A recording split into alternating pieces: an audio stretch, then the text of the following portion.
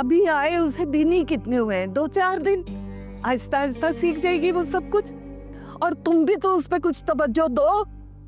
खुद तो बड़े तुम फिट फाट फिरते हो। नहीं समझेगी ना, झल्ली है। अरे उसे कुछ वक्त तो दो, तुम्हारे मुताबिक वो अपने आप को ढाल लेगी। वक्त दे देकर बहुत वक्त बर्बाद करती है अम्मी।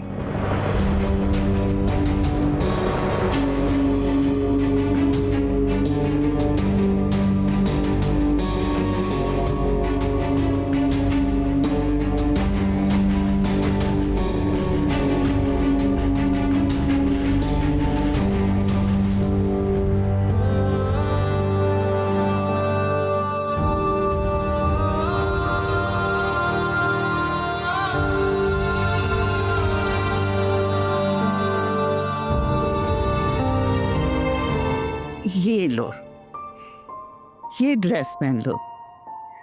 हसन को इस तरह के कलर बहुत पसंद है। तुम भी उसकी पसंद का थोड़ा बहुत ख्याल कर लिया करो। उसे ये गोटे कनारी वाले सूट पसंद नहीं है।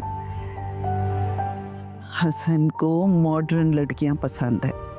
ऑफिस में काम करता है ना, तो वहाँ जितनी लड़कियां आती हैं पढ़ी लिखी होती हैं, मॉडर्न ड्रेसेस पहनती हैं।